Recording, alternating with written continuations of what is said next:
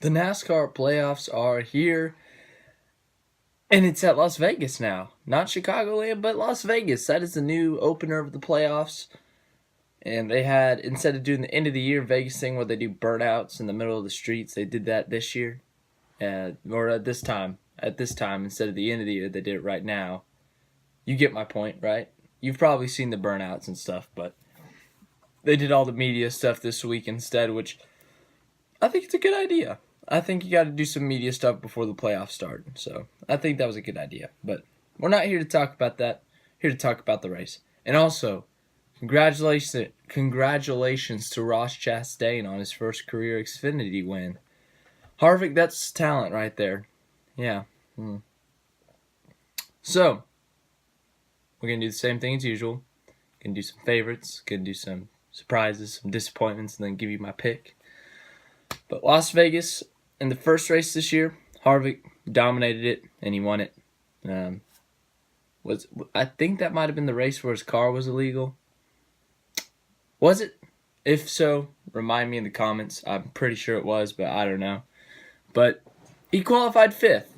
I think he's favorite for sure. He's won it at Las Vegas twice now.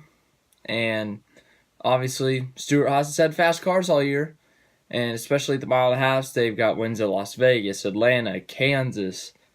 They won the All-Star race on a mile and a half, even though that was a restricted plate thing. So, they've got some wins on mile and a halves, which is the tracks that you need to win at.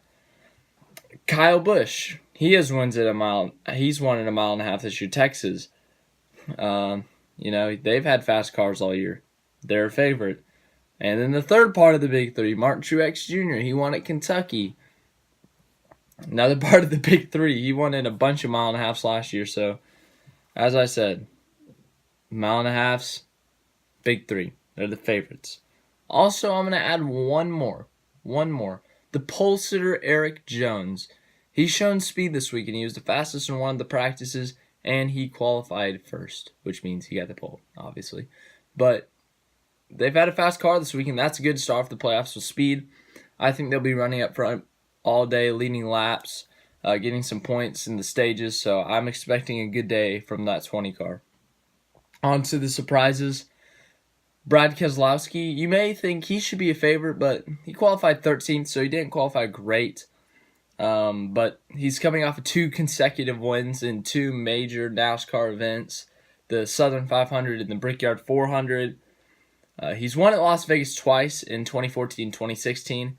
So he's obviously known. He knows how to get around the place. He's had good cars. One of them, Dale Jr., ran out of gas, but obviously he's got a good shot at it, I think, to run in the top 10, top 5, even contending for a win because they've done well at this place before. So I think this is a big race for them. I think they can get up there. So don't be surprised if Keselowski's up there competing for the win, even though his qualifying efforts did not show. And my other surprise is Aric Almirola.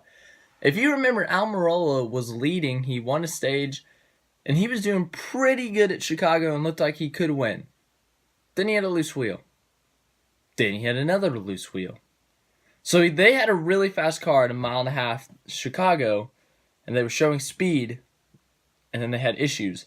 If they can correct those issues, if they don't have the loose wheels, if they don't have penalties, all that stuff, they could have a top 5 car. They qualified 16th, which is not great, but I wouldn't be surprised if they ran up there, led some laps. So watch out for the 10 car for sure. And so Keselowski and Almirola, that's why they're my surprises. Disappointments?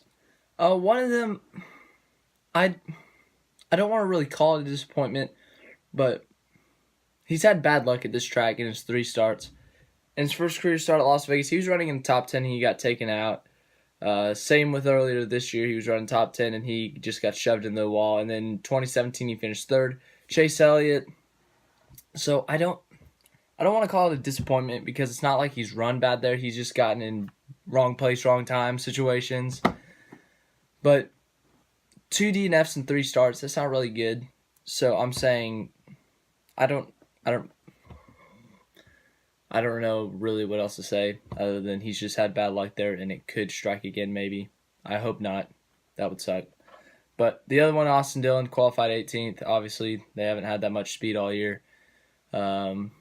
Struggling behind these other playoff guys. They were like 20th in points. So that's the only reason they're in, because of that win at Daytona. So, yeah, disappointment. In my playoff, and now for the pick. So, in my playoff preview video, I picked Kevin Harvick to win the opener at Las Vegas. I don't plan on changing that. Harvick, just that team so good right now. They've got, what? 7 wins? I'm sorry, I forgot how many wins they had for a second. 7 wins, which is very impressive. They've got 50 stage points, or playoff points, or whatever you want to call them. They dominated this race in the spring. They've won at mile and a half this year. They've run really good at mile and a half this year with, 4 wins and the second place finish at Texas. So Kevin Harvick's my pick for the win. If he can't win, I don't know. I don't know why I said that. That was a really dumb comment. I'm sorry. But that's all I got for right now. Tonight should or could be the Big 12 power rankings after week 3. Big 12 didn't have a bad week, other than Baylor and kind of TCU, but TCU was playing a challenging opponent. Baylor was playing Duke. So, thank you for watching. If you liked the video, please like the video. Make me happy. Very happy. It would help me. Thank you. It's going to be a solid video right here. It's going to be another solid video right here. And if you would like to subscribe to me, click on my face. It's just like normal. If you've never seen this before, you just got to click on my face. Subscribe. Thank you for watching.